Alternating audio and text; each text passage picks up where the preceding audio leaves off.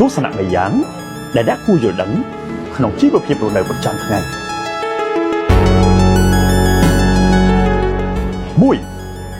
ធ្វើជាមនុស្សត្រូវចេះធ្វើការបណ្ដើរដើរលេងបណ្ដើរទើបធ្វើឲ្យជីវិតយើងគ្មានសល់អី2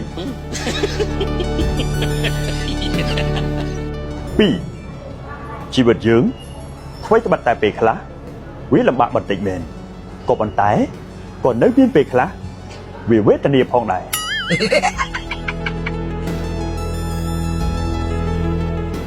3ដែលជាចំណុចចាំបាច់ដែលយើងត្រូវតែចងចាំស្ទះឡានមានន័យថាឡានច្រើនស្ទះការងារ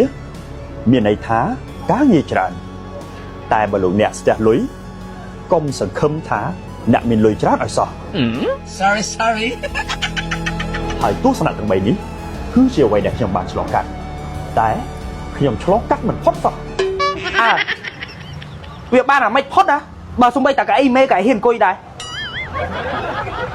ឯងទ្រឹស្ដីជោគជ័យណាមកពីចូលឆ្នាំមកមិនចង់តនការងារផងឯងរត់តែថ្ងៃអញដេញចេញឯងអញ្ចឹង